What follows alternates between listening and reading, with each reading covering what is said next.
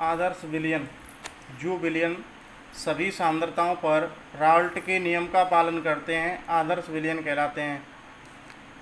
Example, पूर्ण रूप से आदर्श विलयन की संभावना बहुत कम है, यानी कि कोई भी पूर्ण रूप से आदर्श विलयन नहीं है, लेकिन ब्रोमोएथेन, क्लोरोएथेन, बेंजीन व टॉलुएन आदि के विलयन लगभग आदर्श विलयन कहलाते हैं, यानी मान लिया जाता है कि आदर्श विलयन हैं।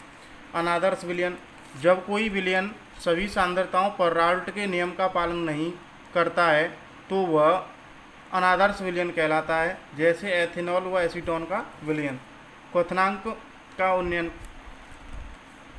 किसी द्रव का क्वथनांक वह ताप है जिस पर उसका वाष्प दाब वायुमंडल दाब के बराबर होता है। किसी विलायक में जब कोई ठोस घोलने पर उसका वाष्प दाब कम हो जाता है, जिससे क्वथनांक बढ़ जाता है, अर्थात विलयन का क्वथनांक विलायक के क्वथनांक से अधिक होता है। इन दोनों के क्वथनांकों का अंतर क्वथनांक का उन्नयन कहलाता है, जिसे डेल्टा टी वी से प्रदर्शित करते हैं। डेल्टा टी वी बराबर टी माइनस टी जीरो, जहाँ विलायक का क्वथनांक टी जीरो तथा विलयन का क्वथनांक टी है।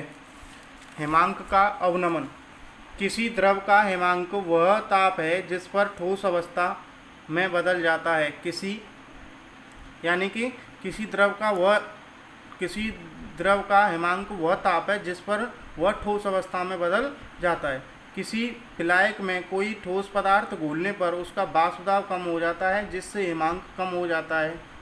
विलायक व विलयन के हिमांक का अंतर हिमांक का अवनमन कहलाता है। इसे टी एफ फ्रीजिंग पॉइंट से प्रदर्शित करते हैं, अर्थात T F is equal to T zero minus T, जहाँ टी जीरो विलायक का हिमांक तथा टी विलयन का हिमांक है। परासरण, किसी विलायक के अणुओं का अर्धपारगम्य झिल्ली से होकर तनु विलयन से सांद्र विलयन की ओर स्वतः प्रवाह परासरण कहलाता है।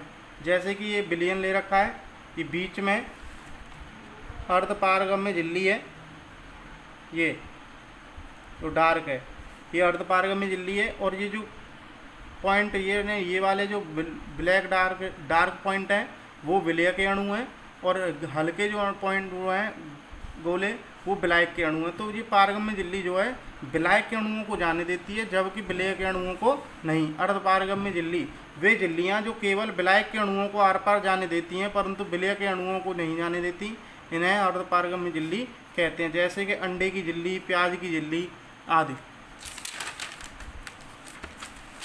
परासरण दाब, अर्धपारगम्य झिल्ली से विलायक के अणुओं के प्रवाह को रोकने के लिए विलायक द्वारा विलयन पर लगाया गया अतिरिक्त दाब परासरण दाब कहलाता है, जो विलायक के स्वतः प्रवाह को रोकता है। इसे हम परासरण दाब कहते हैं। ये चैप्टर समाप्त है यहीं पर, ठीक है।